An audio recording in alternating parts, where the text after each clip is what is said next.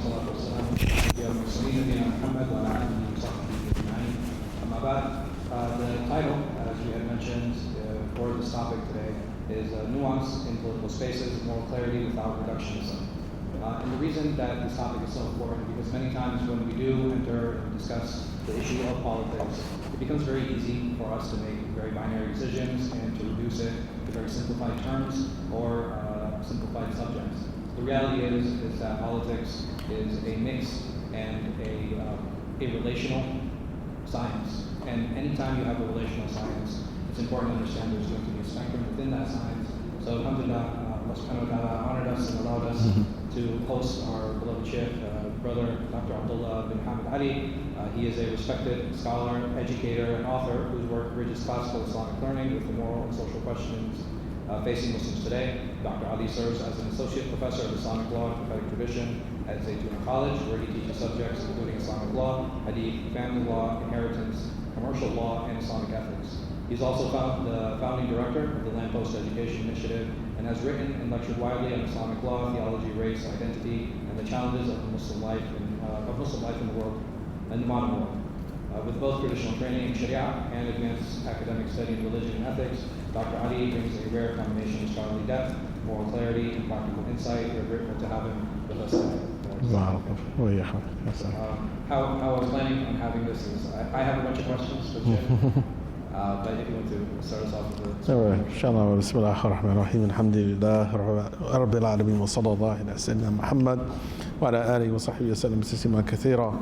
السلام عليكم ورحمة الله وبركاته. Thank you, Sheikh, for inviting me for this important conversation. It's always nice to see Muslims, Muslim community who's open to having a conversation about things that could be really a challenge, and especially when the objective is to express some nuance regarding such issues.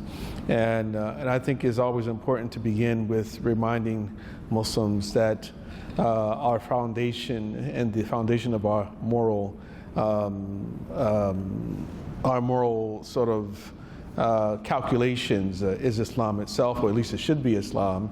And among these is the understanding that there is a difference between the revealed law and the interpretation of the revealed law and the application of the revealed law in the world itself. And quite often people struggle with the very fact that certain people hold opinions that differ from their own. And a fact is a fact, an opinion is opinion, 1 + 1 = 2. Is vanilla ice cream better than strawberry ice cream? That's an opinion, right? And we struggle with this to the extent that quite often one gets the impression that many Muslims feel that they have the right to their own opinions, but those who have an opposing opinion don't have the right to express theirs, when, as our early scholars all acknowledge, is that with the end of revelation, or rather the end of the direct communication between humanity and the Creator, then all that exists in the world is nothing more than speculation, right? So you have your speculation, I have my speculation, your ijtihad, I have my ijtihad, and it's important for us to leave room for disagreement, because when we shut the door to that, or an opposing opinion, or opinions that we don't like, then we're potentially locking ourselves out of potential benefit for our community, right? So I would just say that this introduction to any conversation like this that we want to have. So I guess that brings an interesting question. Where did this idea of having one voice, one opinion, one idea be the dominant theme of the narrative, and that this is the only means and way to achieving unity, versus understanding that no, pluralism, plurality, this is actually, this is what Islam seeks, and this is what Islam actually applies on individuals? Well, I mean, this actually goes back to the early period of the formulation of Islamic law, to be totally honest, in that there was an opinion among many scholars that the viewpoint of every mujtahid is correct, and then the other opinion was that there's only one truth.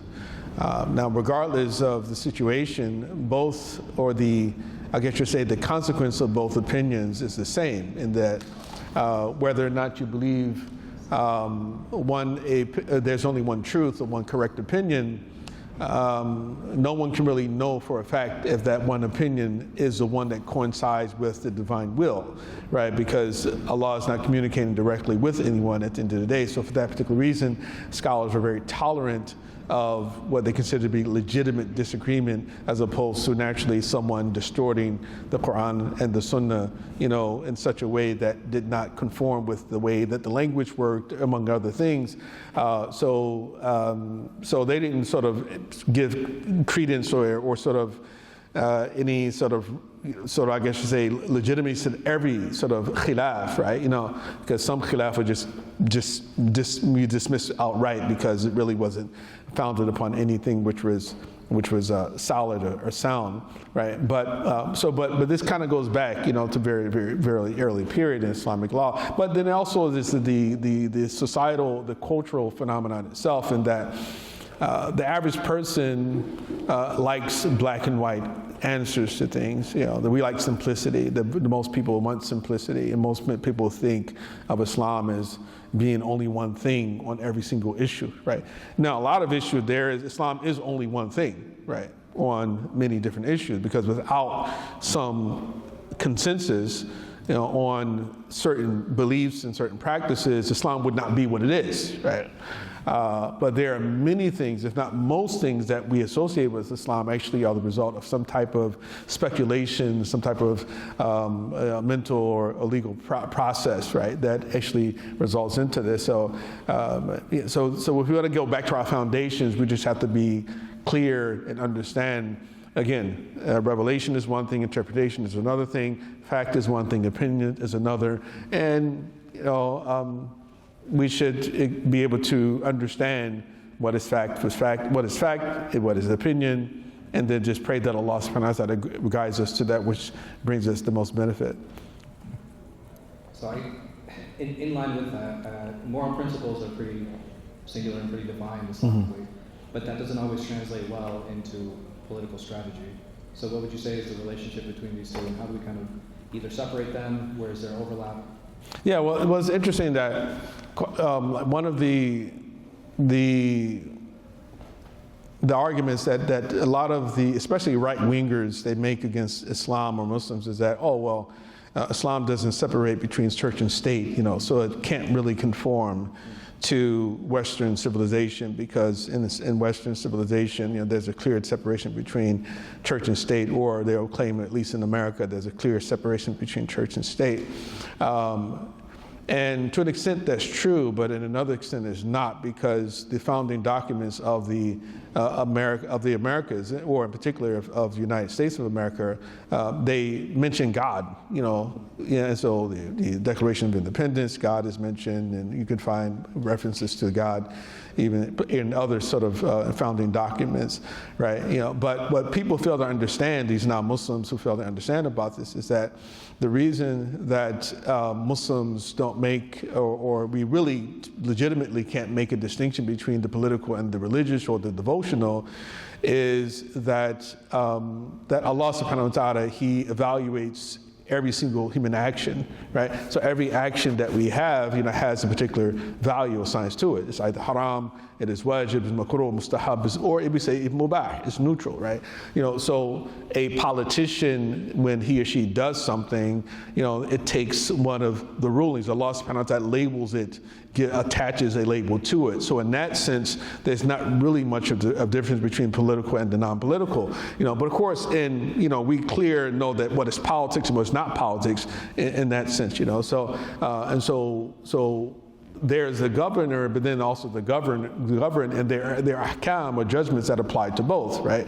So the hakim, has his expectations, but the mahkum also has expectations in the fiqh, So the hakim has a bit more breadth in sort of, and also even much more authority to accommodate certain things that are immoral universally in Islam, right, in the sense that a hakim who is governing both Muslim and non-Muslim populations, is expected to accommodate, say, for example, Christians or Jews, especially Christians who eat pork, they drink wine, things like that. We know that pork and wine are haram in Islam, but historically Muslims have accommodated Christians, Muslim governors have accommodated Christians in that particular regard, even accommodated Zoroastrians. You'll find in our works where, for example, like the Zoroastrians allow for incest, right? So a man could marry his daughter, for example.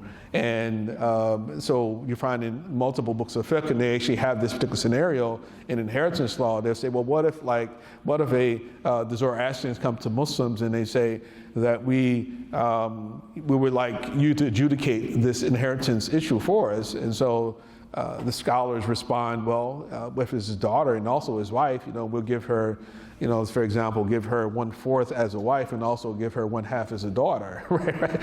So, but Islamically, it's totally illegitimate, right?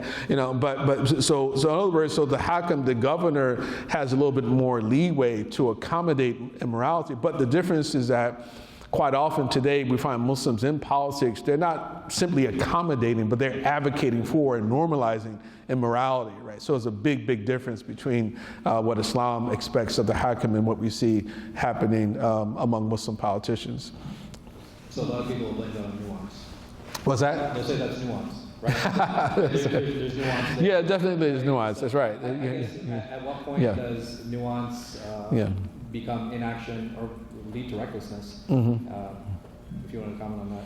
Yeah, well, recklessness, I think it's important to sort of to define that, because recklessness is a type of extreme, a extreme, what we call a vice, right? So in the area of virtue ethics, they talk about what are called the cardinal virtues, of justice, of temperance, of prudence, and of courage, right? So they call the four cardinal virtues, right? And those cardinal virtues are considered to be like a mean, or sort of like a middle path, right, between two extremes. For example, courage. Like courage is meant to regulate fear, right? So in one extreme of when a person lacks courage is what we call cowardice, right? Right, and so cowardice is not good; it's a vice, right? But the other extreme is we call recklessness, right? Foolhardiness, right? And so a foolhardy person, a reckless person, is an individual who acts without fear, right? And that is actually not good. It's not a good thing to actually have no fear, and it's not a good thing for you to be around people who have no fear. So anytime someone tells you, "I don't fear anything," you probably should get far, far away from that person, right? So recklessness. To be reckless, especially in the area of politics, is just not good. And I think that, again, coming back to many of Muslim politicians, I do detect at times a certain sense of recklessness, right? Because especially being that most Muslim politicians are immigrants, right? You would say those, at least the prominent ones, right? Or people. So the indigenous, so we can call it indigenous Americans, the whites and the blacks, right? Indigenous Americans, they perceive foreigners, even if you're born here and grow here, they see you still as a foreigner, right? And so if you're in politics and then you're talking about how bad America is, for example, and you never say anything positive about America, right? Then you're more likely to actually inflame the environment and actually make it the Muslim more at risk, right, than perhaps we should be, right? Because there is a legitimate fear on the part of many people who see themselves as the foundational members of American society, that Muslims are here trying to get power so they can alter the founding values, right, of America, right, in particular the constitutional values of America, right, and there may be some Muslims who actually do believe that that's exactly what they're trying to do, right. Yeah. So that's, to me, I would say it was kind of what recklessness looks like in the area of politics. Just one example of that. Which touches on an interesting point. You had mentioned this idea of risk. And in Islam, we have a risk assessment, like we call masalih and mafasid. I guess, how would that play in the role for an individual? Maybe a person is in Congress, or maybe a person sits on the state senate, or even within local politics. What is a good way for them to gauge those masalih and mafasid? How would they do that risk assessment? Right. So I mean, those who study usul al-fiqh, and we call the maqasid tradition, that we learned that every hukum by Allah subhanahu wa ta'ala, that He has made an analog for something else, it contains a particular hikmah, right? Or everything that Allah subhanahu wa ta'ala does is hikmah, has hikmah involved in it. But then they say, well, what's hikmah? What do you mean by hikmah? Hikmah, it means jalbul maslaha or darul mafsada, right? Generally it's to attract a benefit or to avert a harm, right, for us, so the wisdom, right?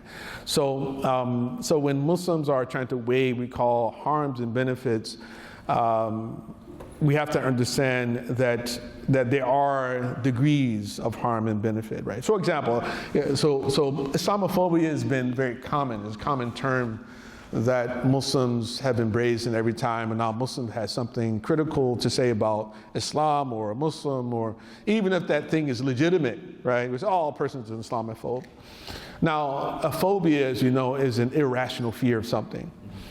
And there are many people in the West who they actually do an irrational fear of Islam, right? But there's some people who have a rational fear of Islam, right? Because there are many people, when they think of Islam, all they think of is people blowing up stuff, right? So it's like, well, because that's kind of the image of Islam that they know. The media has given them that image for years, for some decades now. So that's the only type of Muslim that they're familiar with. It's not irrational to be afraid of a Muslim, right? Especially if you don't know any Muslims, especially if Muslims refuse to actually have a conversation or interact with those people, right? Then it's a rational fear, right? So often we'll say, okay, well, the right is Islamophobic, right? And genuinely, there are Christians on the right who actually are Islamophobic. In other words, they have a fear of Islam, right? It's irrational sometimes. Sometimes it's rational, but I think most of the time it's irrational, in particular those who we call committed Christians, conservative Christians, a very irrational fear of Islam, right? And I think that one of the main reasons for that is that they see themselves in competition with Muslims for converts. That's the main thing. So they see Muslims taking their converts, they see Muslims buying their churches, right? Their churches are empty, and then the members of the church, the owners of the church, are selling their churches to Muslims, and they're like, wow, what's happening here, right? And then on top of that, they see the left, who has significant influence in the media and in Hollywood and university campuses, and they're propping up Muslims, not Islam, but Muslims. They're like, Muslims are better than Christians, right? And this is something that Muslims have to come to terms with. They have to acknowledge this, especially for the sake of the right, is that this actually is happening, So they feel that yes, that they're being sort of marginalized in their own country. So and Muslims are being utilized as a proxy to sort of enrage them a little bit more, right? So it's kind of divide and conquer type of activity that's happening there. So Muslims come out and they attack Christianity, and then they attack Christians, and then they'll attack white people on top of that, so making it a racial issue too, right? Then these people are like, oh, okay, you guys are working as proxies for our enemies on the left, therefore you're one of them. We're going to treat you like we would treat them, right? So Islamophobia, yeah, sure, on the right, some of it legitimate, right? There's also Islamophobia on the left, right? Right, and I say Islamophobia on the left, meaning that a fear of Islam, right? Not a fear of Muslims. They're fine with a Muslim hijabi who's pro-LGBTQ, right? Which we see very often, right? So they're totally fine with that. Any Muslim man who's trying to offer some reformist type of ideas of Islam and the relationship between the genders, etc., those type of things, they love that, right? But if a person comes out really, sticking up for traditional Islamic teachings, then it's a totally different thing. They don't like Islam at all. They don't want that at all, right? So they're Islamophobic either. But I would add another element to the left, which is that they're not only Islamophobic, they're imanophobic. right? So imanophobia, meaning that they themselves actually are turned off by conviction, religious conviction, right? They don't like seeing people believing in God, right? It's like, so many, atheists on the left that they actually are turned off when they see people actually, oh, you believe in God, you believe in something, you believe in unseen. So so we start talking benefits and harms. It's like, well, yeah, how do you weigh the benefits and harm? Coming back to your question, which is that often tell people that when we think of the threat from the right, that the threat from the right is much more a physical threat. Yeah, we've seen examples of people from the right who've killed Muslims, who've attacked Muslims physically. We've seen that, on multiple occasions, right? But a physical threat is easy to address, right? So what do? I mean, you learn how to fight, right? Here's the one thing you learn how to fight. You put security outside. You get cameras, right? You learn how to shoot, right? Because you have every right to do those type of things, just like they do, right? But the left poses a moral threat, right? And that itself is much more menacing than a physical threat, right? Because, and we've seen this already, is like how when Muslims were totally pro-LGBTQ until recently, and then a big document comes out, we go to what we call it, navigating differences, which I signed on to it. I asked to sign into it. I signed into it as well. And I see Muslims doing the 180, right, back in the right direction, right? But for how long did we sort of play this role of like, well, we're allies with the LGBTQ community. They help us, and we have to ally with them and help them as well and protect their rights. Just that they try to protect our rights, pro quo, right? And what did that do? It corrupted our children and made our children confused about what Islam is, right? So because it's like ultimately if you are seeking power, you have to ask your question, for what reason? What's the goal, right? And and I guess eventually we're probably going to say something about Palestine too, but I would just say that what good is a free Palestine without Islam? Right, you understand? So if I'm not saying that Palestine won't have Islam, but a lot of people who would say we're fighting for Palestine, but they themselves also are, if anything, they're advocating for a lot of other things that are un-Islamic, right? And if it's leaving our children confused, then at the end of the day, what's the point, right, of all the fighting? Yeah. So I would say that's how you determine that and make that risk assessment. But who's qualified to do that? And who should do that? Right? In the Muslim state, you had mentioned it's the hakim, right? It's the ruler, he has that latitude, he can make that decision, but within our communities, we don't have leadership, let alone stratified leadership. So who would you say would be the one to actually make that decision? Well, I mean, traditionally, the ulul amri, right? The wulatul amr, those in authority among the Muslims were the governors and the ulama, right? So we find that many of the mufassirin that mentioned that when Allah says, obey Allah, obey the messenger, and those in authority among you, right? Now the ulama, because the ulama, of course, the people who know the religion, they have deep understanding, knowledge of Islam and the boundaries of what is acceptable, what's permissible, things like that. There, of course, with the sort of Protestantization of Islam, right, where every Muslim feels that they themselves have a legitimate opinion about Islam. And you find this among Christians too, right? We were actually part of a program, a debate, some semi-debate yesterday, where these Christians are talking about, well, we know Sharia better than you do. It's like, right? And I was like, okay, yeah, whatever, if you think so, right? But it's really interesting to see that. We have a lot of Muslims who think, oh, well, I'll just open up the book, I find a hadith, I read a fiqh, a text, and so I know what's happening, right? Or I learn the maqasid, right? And this is the other sort of cop-out that a lot of people think, well, maqasid, there are 5 maqasid, the preservation of life and the preservation of sanity and of family and of property and of lineage or honor.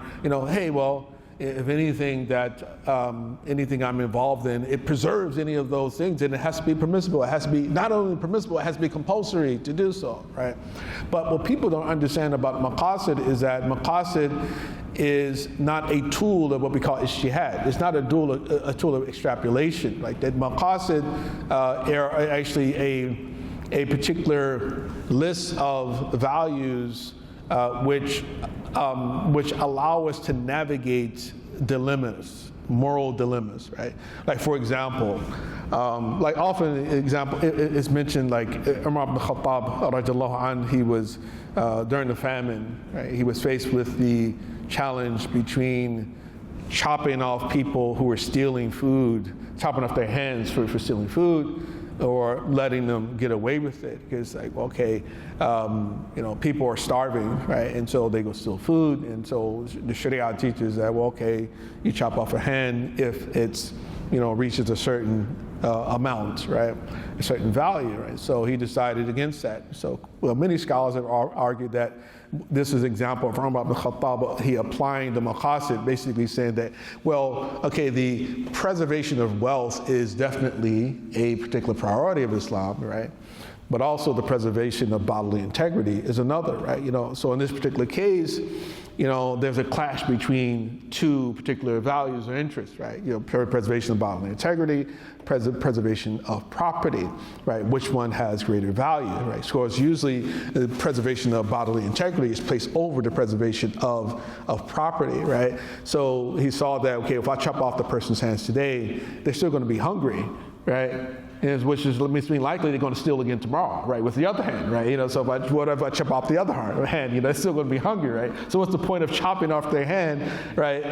If it's not going to actually realize the actual goal, right, of the Sharia, right? So we're going to put a stay of execution on this particular Sharia point, right? Even though there are some other scholars that argue that he did that because of nas, there was a text, and that's why he did it. You're not supposed to cut off people's hands during famine, right? But at any rate, you know, this is one of those type of sort of areas where scholars reason in different fashions. But again, coming back to the fundamental question of like, well, who's qualified? But who qualified are the people who actually understand Islam, right? You know, the people who actually have had long experience reading the Quran over and over and over and over. And there are people who do that, who read the Sunnah over and over and over and over. People who actually have been trained, they study the books of fiqh, you know. And so, and we often, like I said, we think, oh, it's simple as easy. It's not easy. It's not as simple as people want to make it. And I know that's difficult for a lot of people to hear because we all like to feel empowered, right? Because someone tells you that, well,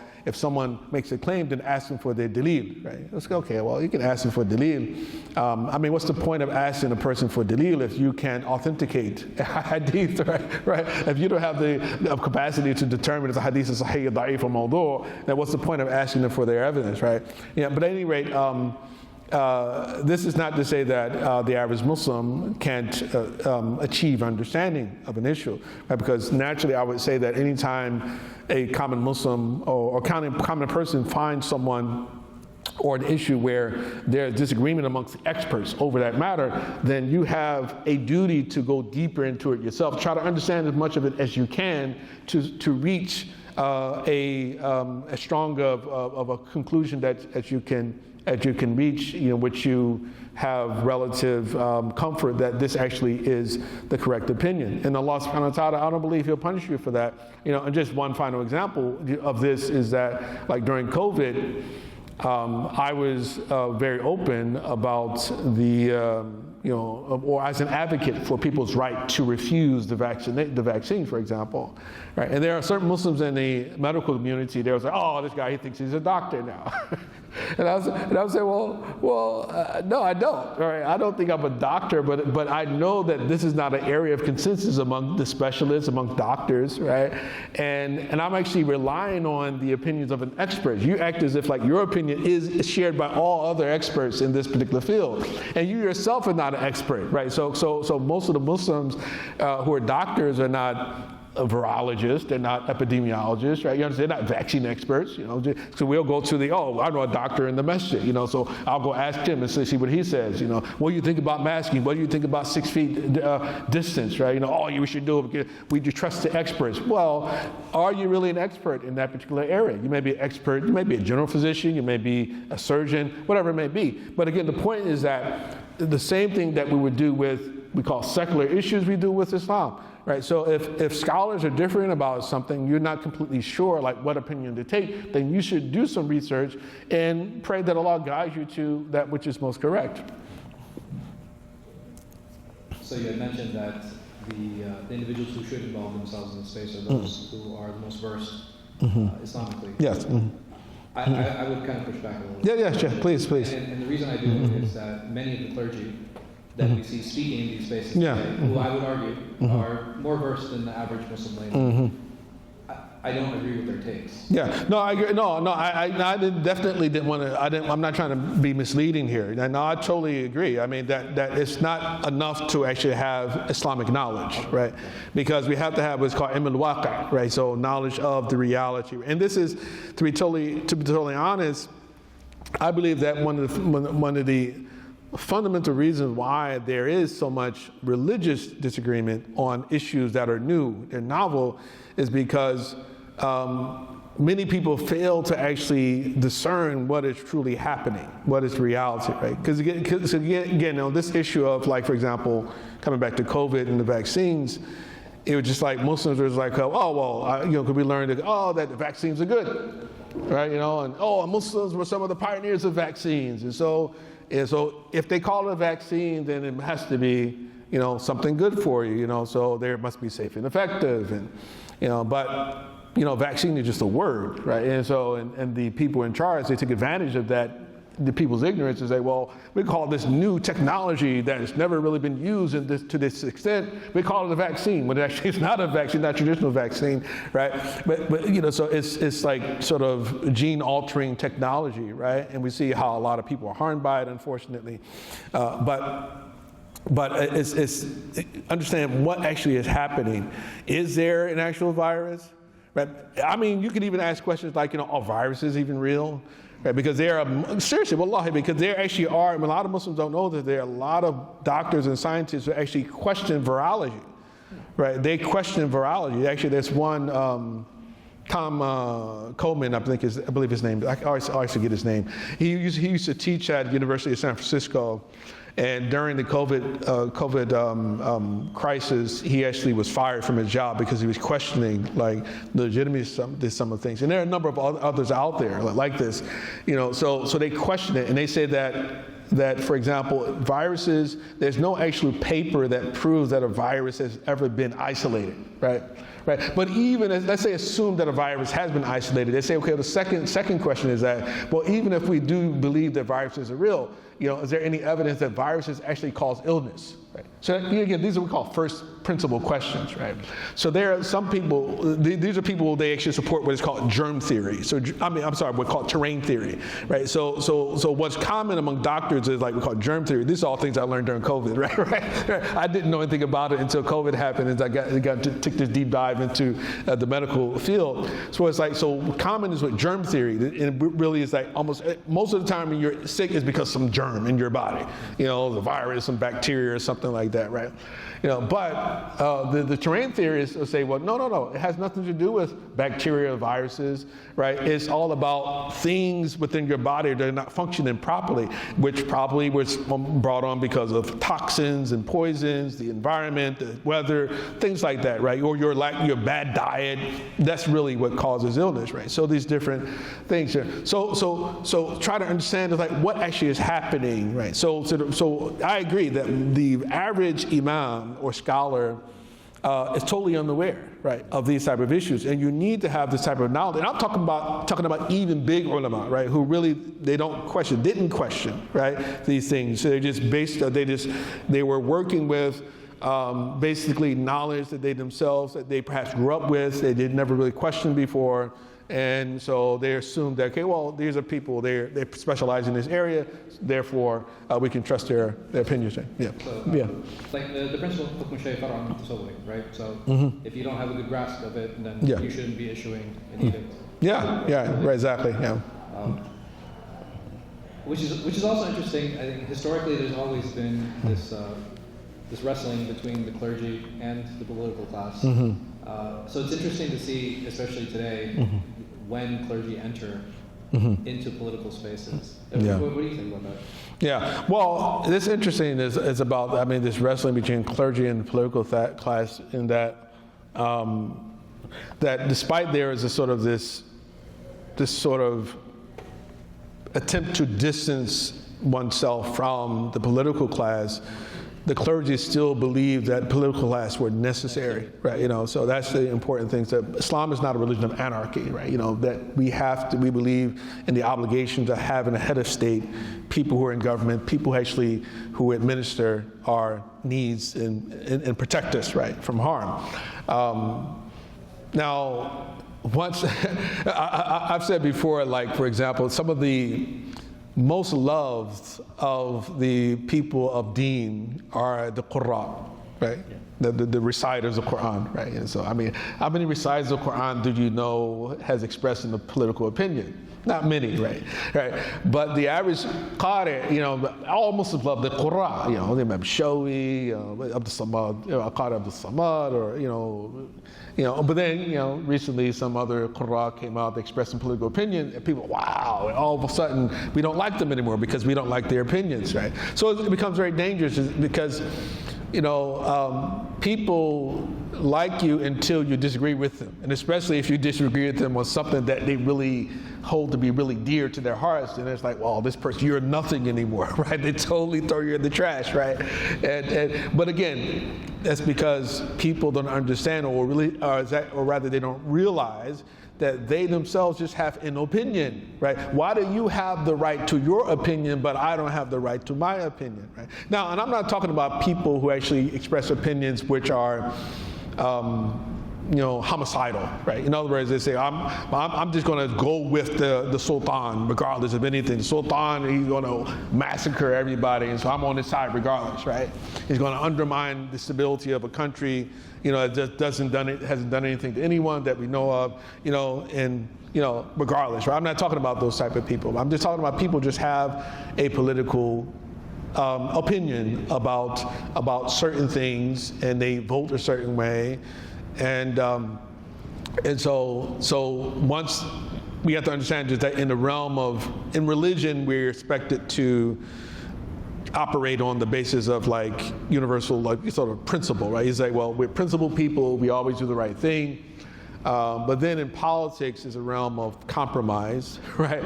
And Sunni Islam historically has been very pragmatic in that particular regard. In particular, it's been pragmatic in particular with respect to the question of the overthrow of governors, right?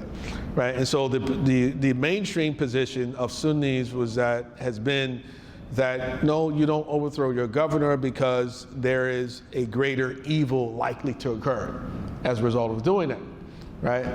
But Sunnis also have an opinion that says that, well, if the opposing faction, the rebels themselves, are strong enough to actually overthrow the incumbent without resulting in massive bloodshed, then they're fine to do so, right? Yeah, so people that are well organized, sure, no problem, right? So actually a Sunni Islam, people don't know this, right? That's also Sunni Islam. But the mainstream, because what happens most of the time is the opposite. It was that, somebody wants to rise up and they want to overthrow their leaders, and then they end up, a great massacre happens. It happened in Syria, more than one time. It happened, we've seen in Iraq, right? It happened in Iraq with the Kurds, for example. We see it throughout Islamic history, right? So many different times it's happened in Libya. And then eventually we saw what happened. They overthrew Gaddafi, right? And he's killed in very gruesome fashion. But the Arab Spring, it didn't produce the results, the results that were expected overall. Right? A couple of places got kind of some type of liberation. We saw what's happened in Egypt, right? Area with Mubarak, the Silmiya. Mashallah, it was very powerful, right? Sort of movement itself. There wasn't an armed resistance, right? And so they were able to get rid of Mubarak. But then the empire is struck back, as we would say, right? So Sisi came in and so took back control.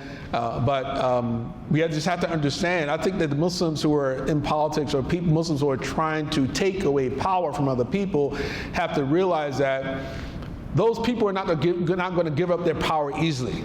Right? They're not going to give up their power easily. Even like right now, the people who are actually like, listen, we're trying to rid the American government of Zionist control. You think the Zionists are going to go away easily? No, they're not. They're going to fight hard, right? They're going to fight hard to maintain their power, because their power has been around. They've had this power for decades, right? Perhaps even a century, right? Since we're totally honest, right? And so if you think about it in terms of like the banking system, 1913, and some Federal Reserves, IRS were created, right? I mean, they've been really, significant power for a very long time. They're not gonna let that go easily, right?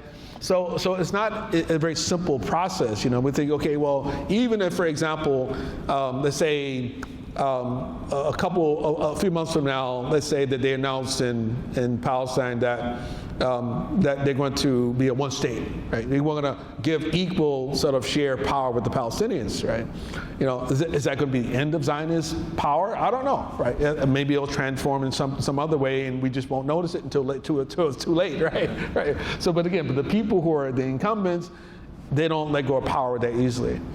Well, not just that, even if the revolution is successful, how often do the revolutionaries have to take advantage of previous systems and previous individuals because they don't have the experience? That's another example too. Is that, I mean, especially if you're coming from a society of authoritarian society, you're likely to be authoritarian as well, right? Because that's the culture you come from, right? But if you come from a society where you're a much more, shura based, right? You come from the idea where we ask, counsel, we get sort of buy-in from all of the representatives of the different factions of society, then you're more likely to look for reconciliation, right? So are you the right people? Excuse me. Are you the right people to take over, right? So quite often, I mean, there's actually some Muslims who have this delusional idea. I consider a delusional idea that if America were to fall, right, like say tomorrow, that the Muslims are the best position to take over. And I said, no. Again, it's been not public, but there are some people, I've had conversations with them like this before, right? And it's like, well, I don't think so. I mean, what about China? What about Russia? I mean, there are other, countries who are much more well positioned to actually take over before Muslims are. And Muslims, I feel that Muslims are just not mature enough, right, to be leadership. And in some ways, it's a blessing from Allah subhanahu wa ta'ala. That's what I feel about it. It's a blessing that Allah subhanahu wa ta'ala has not exposed Muslims to that particular challenge, en masse, because I think that we would do a great disservice to Islam at the point where we are at the moment, not being able to accommodate different opinions. So Muslim imams, scholars, being involved politically has become somewhat the norm. As a matter of fact, politics has become sort of like a new theology, right? The way that, in the 1990s we were arguing about where's the law, where's his hand, things like that, where's your beard and what's up with your pants legs, right? But today it's like, what political party you belong to. Oh, you're a Democrat. Oh, you're a Republican. So it's, and where it's like, almost like kufr, right? If you belong to the other party. It's more so, when we discovered that Muslims are on the right, right? So takfir is usually the people on the left, right? So, so you're like, you're conservative, right? And actually, to be transparent, I'm actually independent. I actually registered independent. I've only voted 3 times in my whole life, right? So, at least for the national elections, and and that's its own story, right? Why they even happen, but I do think it's important, Which is interesting because there is a strong, I would say, call from individuals that we should actually abstain. And there are some who say, no, okay, well, there should be involvement. And people define that in different ways. So I'm curious as to I know your take. I thought it very interesting. But if you can comment on that. This will be the first time I make it public, right? But, no, you don't have to. Right, I do think it's important to make it public, right? So it's like when I grew up, it was haram to vote. Right? That was everybody said, it's haram to vote, it's haram to participate in politics, it's haram to vote for anyone, it's haram to run for public office. Why? Because America is land of kufr, it's an illegitimate government. And this was everybody around me, the adults, the elders around me. And it remained that way throughout my life until, September 11th, 2001. September 11th happened, Well, let me track back a little bit, do a little bit of correction, right? There was a small minority of Muslims who actually did start to engage in politics, right? At least voting as a bloc, right? So, and that small faction of Muslims, they voted for George Bush, Jr., prior to 9/11 happening.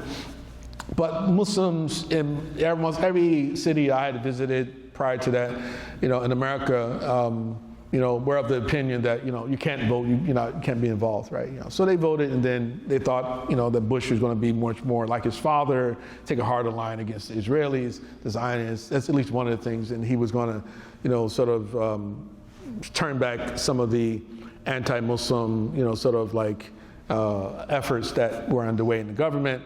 But then 9/11 happened, and all of a sudden you find Muslims, who actually prior to that had everything negative to say about Islam, about America. They're draping their houses with American flags, etc. Or whatever. We know the story, right?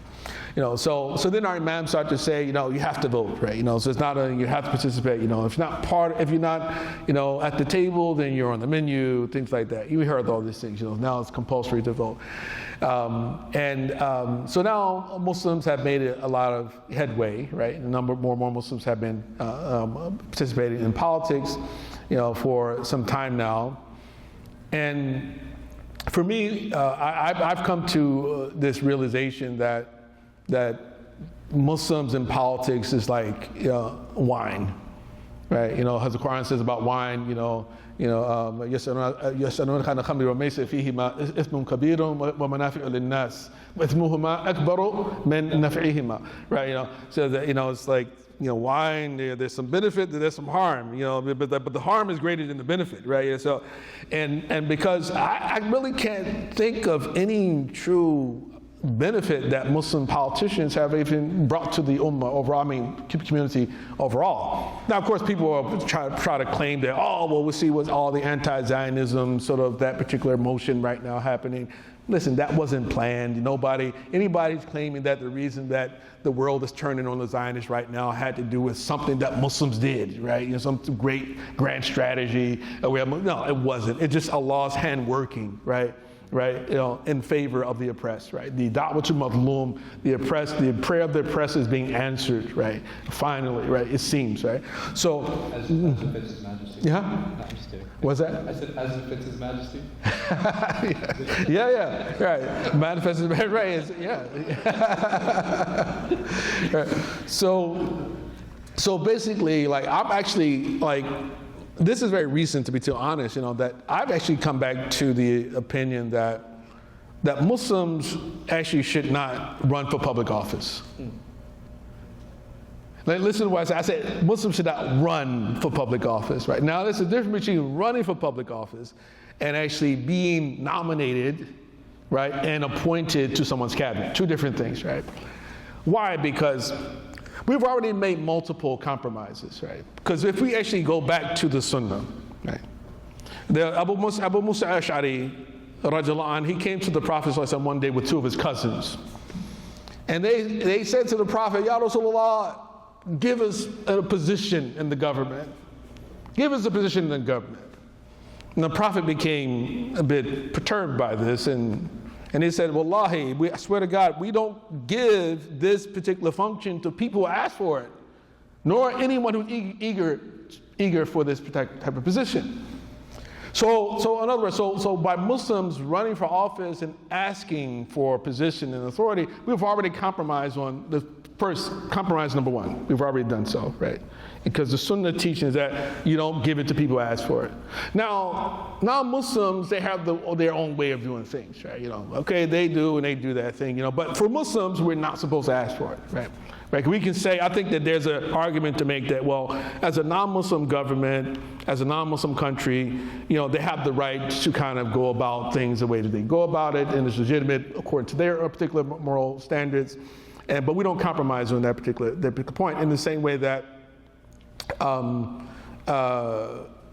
that basically, like for example, if a non-Muslim couple were to become Muslim and they got married in a way which, according to Islam, would have been illegitimate, but legitimate according to their own customs, then Islam, the Sharia, doesn't force them to remarry.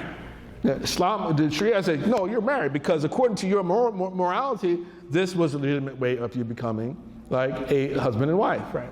So for me, it's okay. That's the way they do things. But for Muslims, no, we don't ask, right? We don't ask. So that's the first compromise.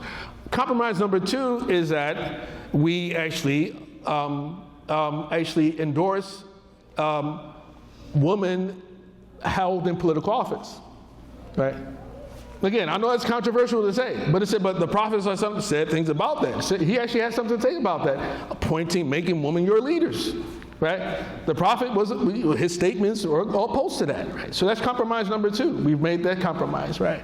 Compromise number three is that we've embraced a moral system that is un-Islamic, and we advocate for that moral system, right? Which, in other words, and what I mean by this is the whole, again, this is sexual, impropriety, right? Sexual perversion, right? We're like, oh, they're our allies. Oh, they have rights just like we have rights. Yeah, they do, understand it under this order. And so, but if you were only saying that we're trying to protect them from physical harm, right? And to protect their right to vote, for example, right? That's one thing. But when you go further than that, and you're saying like, hey, well, we think is good. We actually wish you happy Pride.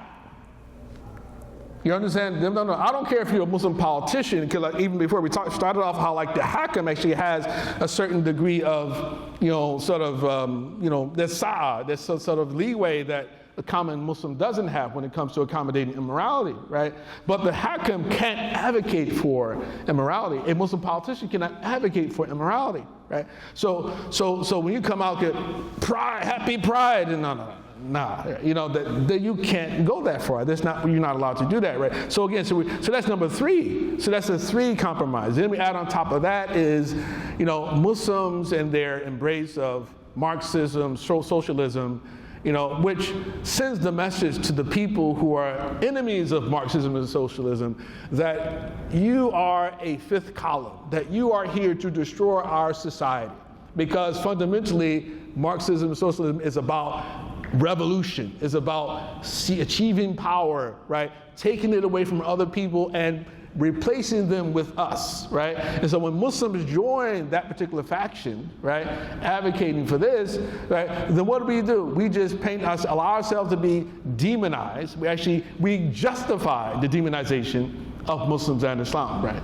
When we do that. So we have so when I look at everything that's been happening in the political realm since, again, prior to 2000, right? I think it was 2000 when George Bush Jr., George W. Bush was voted into office. Right. Since then, what achievements can Muslim politicians actually brag of that they've actually done for the Muslims themselves, right? Here or even elsewhere. What has it done, right? And so, for example, the Chinese. How often do you see a Chinese politician, right? Chinese have political power, right? How often do you see a Chinatown, right? Which teaches that you don't actually have to be a politician in order to actually have influence and power, right? That's what it should teach us, right? And so I think that if we get back to our roots, which are to be oracles of peace, of mercy, of hope, right? People who are trying to save people, right? Humanity, right? If we get back to that, then I do think Allah subhanahu wa ta'ala, He will, right, shine His light on us, once again, right? But our obsession with power, and I think democracy does that for everyone. Unfortunately, that democracy, it indoctrinates the entire populations into the desire for power, right? This itself is not going to work out that good for most people, in my opinion. Yeah. So what I'm understanding is basically you're saying leadership and power is a byproduct of belief. It's a byproduct of our engagement with society versus actively trying to seek it or go after it. Yeah, I would say that. Muslims should allow our own values to dictate our platform, right? Not someone else's values, because up to this point, it's been someone else's values, right? And largely what Muslims have been concerned with is with feeling safe, right? We want to feel safe. Yeah. We want people to talk to us in a very positive light. We don't want people criticizing us, right? Right? But that in itself, like I said, that particular, the way to handle that is already easy, right? You learn to defend yourself. You learn how to protect yourself. Yeah, that's a physical threat, right? But even with your own words, how do you respond? Is it, no, I'm an American just like you're an American. So I have freedom of speech just like you have freedom of speech. I have the Second Amendment right just like you have Second Amendment right? And so there's a difference between that and if the government, and the government comes after you. Now, you don't want to talk that way against the government because you're whole much more trouble, right? If you're threatening the government, you're going to take up arms against the government. Now, there are already non-Muslims who do that. Let them do that, right? We don't need to be doing that. But when we are engaging with fellow citizens, it's like, no, America's my home. This your home, it's my home too, right? I'm an American just like an American. I have constitutional rights just like you have constitutional rights, right? So, but if our hearts are always, like I said, somewhere else, outside of America, then that itself actually gives more reason and justification for people saying, well, you actually, you're not trying to integrate, and of course that term is loaded anyway, right? But integrate in the sense that you yourself don't accept the American Constitution as legitimate document, right, for adjudicating issues, right, in America, for example. Or even embracing cultural norms that align with our values. Oh, right, exactly, right, yeah, right. And then we can find common ground with a lot of people. A lot of Christians we find common ground with. I think if Muslims actually engage more with like Christians on the right in particular, that eventually, may not right away, but eventually people they'll start to see, because I mean, there are plenty of studies that have been done about this, about how certain groups, that certain groups that they themselves are, that they develop, as they develop more familiarity with other groups, like for example, between whites and blacks, right? That the more racist group or the more bigoted group, typically their anxiety is reduced. Anxiety is reduced, right? So these studies have been done about different races, especially between whites and other races, right? So the areas where whites mix with non-whites more often, you find that those whites, typically they don't treat the non-whites as, negatively as the places where the people who don't mix that much. So, for example, if like a conservative Christian living in Oklahoma or Nebraska or Texas doesn't have any Muslim friends, and the only Muslims they know are like Muslim politicians they see on the TV, right? Because this is just human nature, that you're going to judge a particular population on the basis of the most popular members of their particular group. And those popular members they never say anything positive about America, right? They always say things that are negative about America, right? Right? They say, okay, well, Muslims, they're enemies. They're our enemies. They're the fifth column. We need to be very concerned about Muslims' rights. I think that's actually what's happening to us. Yeah. So that's a good discussion of people who are in that space, or people who might be politicians. But what about us as voters? Well, yeah. Well, as voters, I think that we all should always be looking at more than just a single issue. Right? We need to. Well, this is the way, put it like this, the way that I approach politics when I have voted, like in the past, right, or in the recent years, is that, first and foremost, I'm an American, and which means that I'm concerned about domestic issues, right? So whatever politician is going to be better for the country, right, overall, right, is the more likely person I'm going to vote for, right? I'm not going to vote for a person based on a foreign affairs issue, right? Now, it's not to say that we ignore what's happening in the outside of America, but if there's less reason to believe that anything will change, right, which has been the norm, right, And maybe things are changing, hopefully now, right? But if that's been the norm, we have less reason to believe that voting for someone who's advocating for changing the status quo outside of America is actually going to be able to achieve that particular goal, right? Which means that we have better reason to believe that what they say about domestic policy, right, is something which actually can be achieved, right, as opposed to outside of it. Yeah. So we have like a few minutes. Sure. But I guess I think that's a good commentary on the national stage. But what do you still hold the same maybe level of abstinence when it comes to state or local elections? So many times on the ballot, it'll be like, should we take bonds to increase the school budget, et cetera? Well, yeah, I mean, like, I think that we should be actually much more focused on local elections than on national elections, right? Because I do think that that's really where actually it means the most. I'm still trying to work through this about like local elections, about whether or not Muslims should be running for office, but I think as a principle, I still believe the same thing, right, as a principle. But we know sort of, district court judges, school boards, things like that. I mean, those things are very important, right? Maybe arguably more impactful. Yeah, definitely. Right. Your DA, those things. It's all important stuff, right?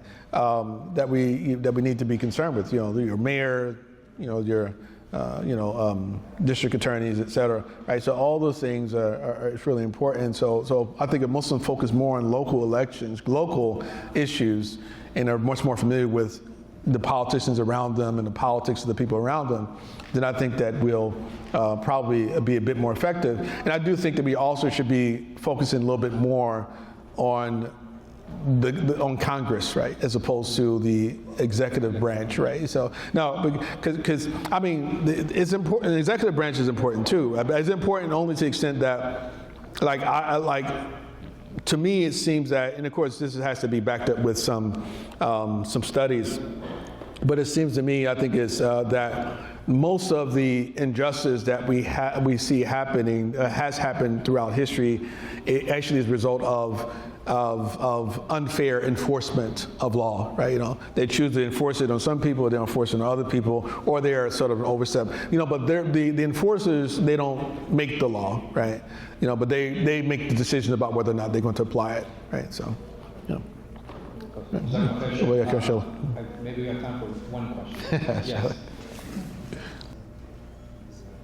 Well, I mean, for me, I'm much more acquainted with Muslim sources when it comes to the issues of political analysis or sort of political science and counsel to kings. First thing I would just say that we have to understand that the American project is very unique, right, in human history. So throughout, human history, that people have been much more accustomed to what we call kind of autocratic rule, right? And even in our situation, everybody's still autocratic. You just, once you vote for them, they're autocrats, right? So it's just kind of, it's a way thing where people are autopilot, right? But there are multiple books that you can find in Islamic tradition, in the Islamic canon, I guess you can say. Probably the most popular book is the Ahkam Sultani of Imam al-Mawardi. There's the Siraj al-Muluk of Abu Bakr Tartushi. There's Nasihat al-Muluk by Mawardi as well. Nasihat al-Muluk by Imam al-Ghazali. There are multiple books related to, we can say, political science. The Siyasa Shar'iyya, Ibn Taymiyyah, right, which basically define the fundamental functions of the Khalifa and those underneath the Khalifa, and appointments and their qualifications, and those type of things. And so I think that we should be much more, we definitely should acquaint ourselves with Islamic principles of politics first and foremost, right? In the same way that anyone who goes to study philosophy should first study Ilm al-Kalam, right? So that we make sure that we don't adopt foreign ideas or ideas that would contradict the Islamic teachings. Okay. Yes, there's a sister over there.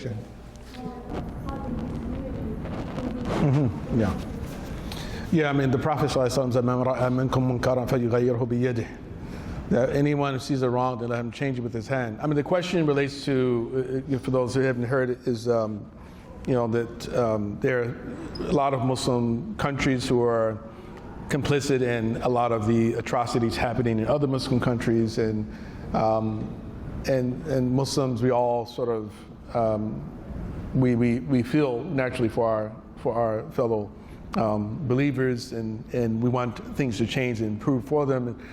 So what can we do, and how do we avoid or overcome being called troublemakers, for example, for every time we try to do something to correct the actions of a wayward, we can say, Muslim government, for example. But the Prophet said, whoever sees a wrong, change it with his hand, right? And if not with his hand, then with his tongue. Without his tongue, then hate it in his heart. So it's based on istita'a. Everything based upon istita'a, right? So if you have the ability to change something physically, then you do so, all right? If you don't, then you speak out, right? And that's, if that's all you can do, then we continue to speak out. We continue to call people to account. You're going to be called troublemakers regardless, right? And that's sort of like what comes with the territory. And once you start to challenge power, then power will respond, right, to you, right? And if we don't have the nerve for that, then, we should perhaps take on a different profession, right? But you have to expect that once you challenge power, that it is going to respond in a certain way. And of course, and if you can't even speak out, right, then hit into your heart, make dua to Allah subhanahu wa ta'ala that He changes the situation for people, right? I mean, and that's the expectations of Islam, right? Is it worth? Because certain people feel that, okay, well, what needs to happen is to go and we physically remove like all of these governors, the emirs and things like that. Again, Islamic teachings is that, the Sunni teachings especially are that, revolution, sure, if you have the physical capacity to overthrow without causing significant amount of bloodshed, right? If you can do that, right? And alhamdulillah, the Syria, sort of revolution itself was largely, one of those situations, even though Bashar Assad, he just left, right? And that itself was something that, it made a way for the current situation. We don't know if it's better or will be better or not. We'll see, right? Inshallah, in time. Right? But is it worth, for those people who feel like this is the solution, the only solution to the problem, right? Well, will that lead to another country, Muslim country, of people where all the citizens are suffering in the same way the other countries are suffering that we're trying to save, right?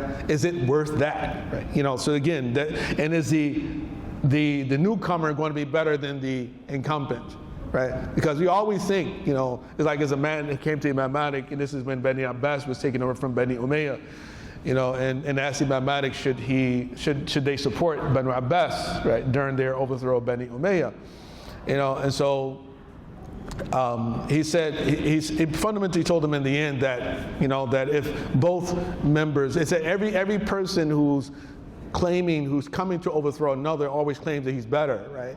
But typically what happens in time that they transform and become just like the person they just overthrew, but it probably would be better to just let one tyrant, get rid of the other tyrant. In other words, just keep keep away from it, right? And let one tyrant get away with, take over and take vengeance from another tyrant, right? As opposed to engaging and exposing yourself to great danger. Now, again, that's an opinion, right? Imam Hussein, we're on of course, Ashura tomorrow. Imam Hussein, he had a particular opinion. Abdullah ibn Zubayr had a particular opinion. But Ibn Abbas and Ibn Umar and Jabir ibn Abdullah and many other Sahaba, they felt that it wasn't the right thing to do for them to go out against Yazid, right? They felt that it wasn't the right thing to do because it was going to lead to them becoming massacred. Abdullah ibn Zubayr was successful, largely. Imam Hussein was not, radiallahu anh, unfortunately. But Imam Hussein, And what Muslims need to understand, Imam Hussein did not go out there to be martyred. He went out there to win, to overthrow the tyrant, right? But he was abandoned by the people of Kufa, and that's the only reason why it didn't work, you know. So a lot of people have this misunderstanding that that the Sunnis are sellouts because they say you be patient with the tyrant. No, Imam Hussein was not trying to die, right? He was trying to be victorious, right? And so he had a plan, and just Allah subhanahu wa ta'ala didn't effectuate that plan. No. Martyrdom is not a strategy. What was that? Martyrdom is not a strategy. Yeah, martyrdom. Yeah. Martyrdom is not a strategy. He making a joke about, it's an article I wrote a while back. Martyrdom is not a strategy, right? So yeah. It's time for Iqama. Yeah. Yes, very quickly. You just mentioned your articles. I just wanted to mention the Campus Education Initiative. We're thankful that you have posted us for the command. And we do have a few of Dr. Abdullah's books. And I'd like everybody to get one of these so that you can hear our event that these things will have access to. Shana, barakallah fika, barakallah, Allah yahyakum, Allah shaykhna. Appreciate it, Shaykh. Yeah, it's great.